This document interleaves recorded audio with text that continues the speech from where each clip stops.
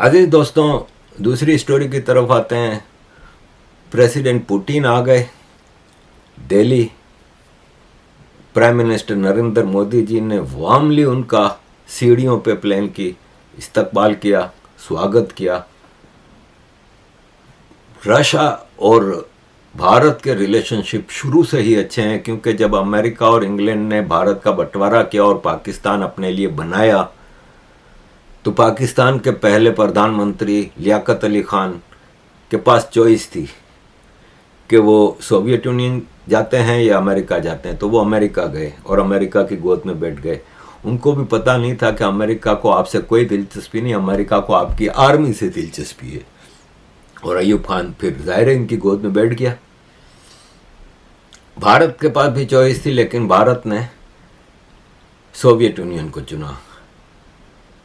आज अमेरिका ने पाकिस्तान को पिछले 78 साल से रगड़ा है खूब, अपने मफादात के लिए, अपने मकसद के लिए, लेकिन सोवियत यूनियन हमेशा भारत के साथ खड़ा रहा और फिर बाद में रशिया। 1971 में यूनाइटेड नेशन सिक्योरिटी काउंसिल में जब भारत पाकिस्तान वॉर थी, तो रेजोल्यूशन अमेरिका ने पेश किया था कि भारत फौरन अपने फौजी वापस बुलाए वेस्ट और ईस्ट पाकिस्तान से। उस रेजोल्यूशन को 3 बार 9 दिन के अंदर 3 बार वो रेजोल्यूशन पेश हुआ और तीनों बार सोवियत यूनियन ने वीटो किया और इससे पाकिस्तान को सरेंडर करवाने में भारत को आसानी हुई। अगर वो वीटो ना होता तो भारत के लिए मुश्किल हो जाती। तो सोवियत यूनियन हमेशा भारत के साथ खड़ा रहा है और यही वजह है कि प्राइम मिनिस्टर नरेंद्र मोदी ने डोनाल्ड ट्रंप के सारे प्रेशर को सस्टेन करते हुए रशिया के साथ ताल्लुकात कायम रखे। पेट्रोल खरीदा जा रहा है ज़बा के, और हथियारों की बात आई तो अमेरिका चाहता है कि भारत है ना रशिया से पेट्रोल भी ना खरीदे, हथियार भी ना खरीदे, और भारत पेट्रोल भी अमेरिका से खरीदे और हथियार भी अमेरिका से खरीदे।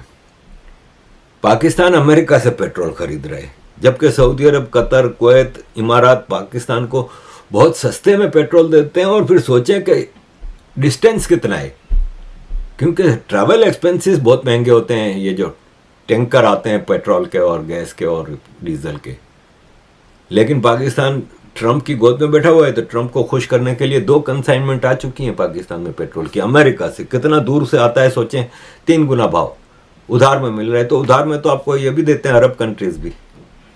भारत ने कहा हमारे पास फर्स्ट क्लास चॉइस है, हम अपना देखेंगे कि तुम लोगों का देखेंगे। हम रशिया से खरीद रहे हैं, फर्स्ट क्लास सस्ते में मिल रहा है हमें।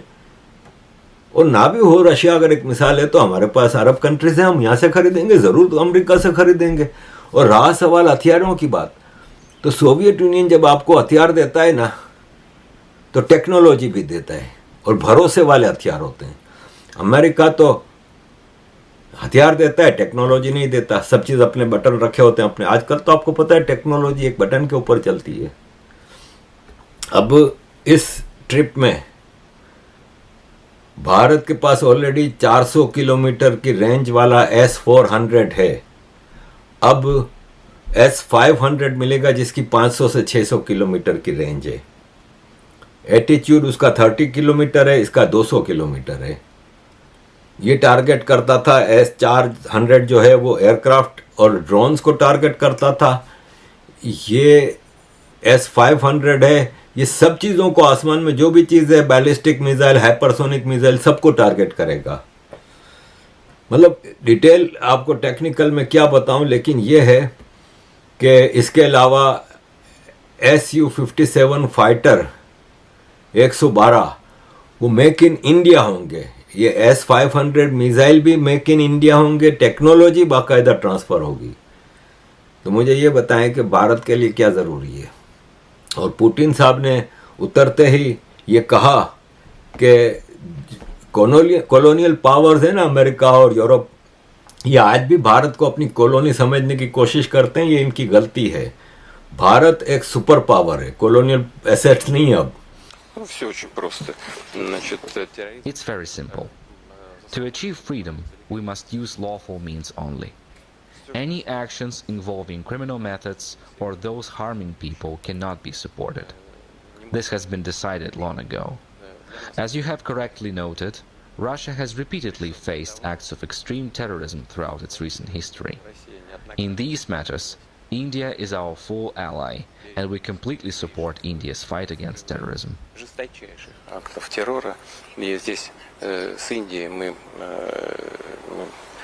полные союзники и целиком и полностью поддерживаем Индию в борьбе с терроризмом. अंजना कश्यप जी को और कुछ जर्नलिस्टों को शुरू में उन्होंने इंटरव्यू दिया तकरीबन 1.5 घंटे का, और उसमें तो अब पुतिन के आने से पाकिस्तान की तो मैया मर गई है, और जो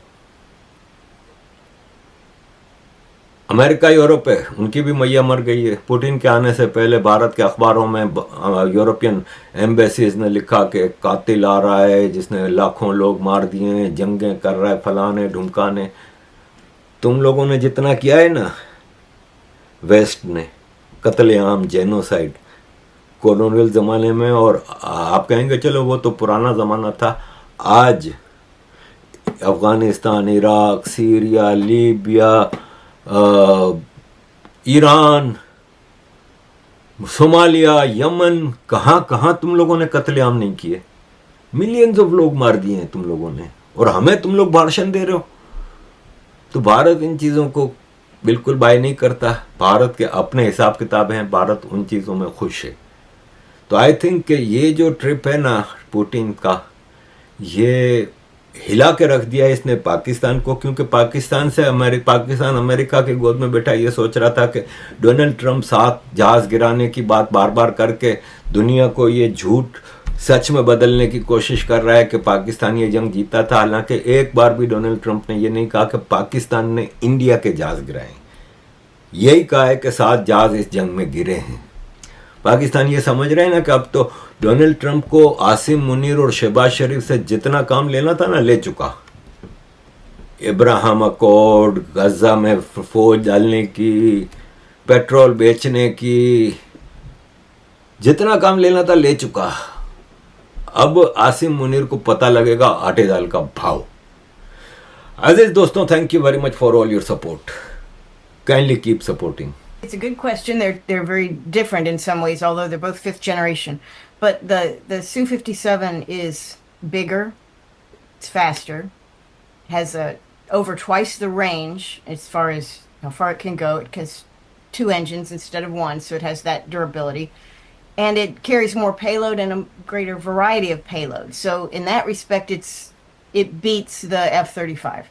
And the other big difference is how the purpose of it in terms of the F-35 is well integrated into with other systems, other air control systems, intelligence, surveillance, all these things. So it is it's kind of what they call net centric. So it is designed to work with a lot of other systems, and of course those systems that it works with are Western systems, U.S. systems. The Su-57 is more. It's better at one-on-one or tactical type things or specific jobs, but it's not at this point in its production.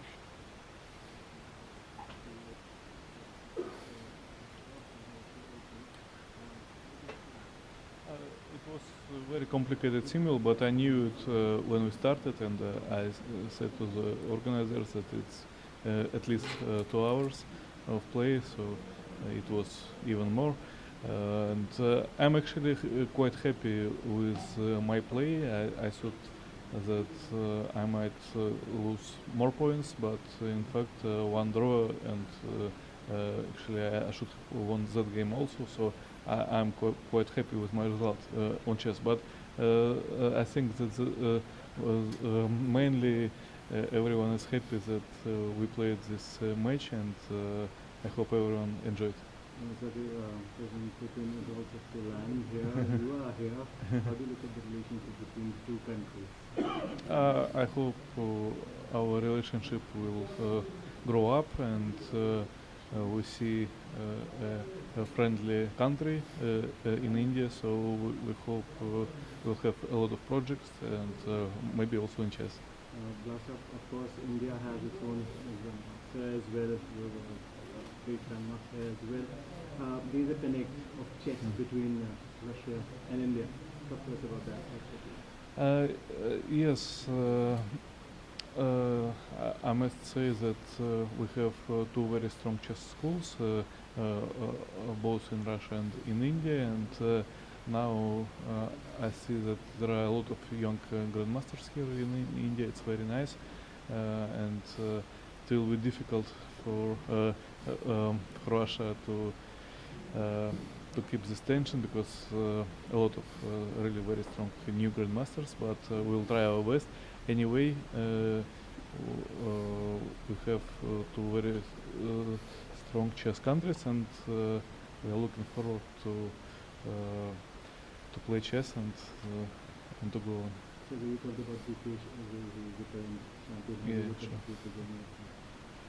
Well, I want to say that there is not only Gukesh, there is at least there is Regeisi and Prag for super chess grandmasters, and one of them can be a next world champion. So it will be actually very difficult for Russian players.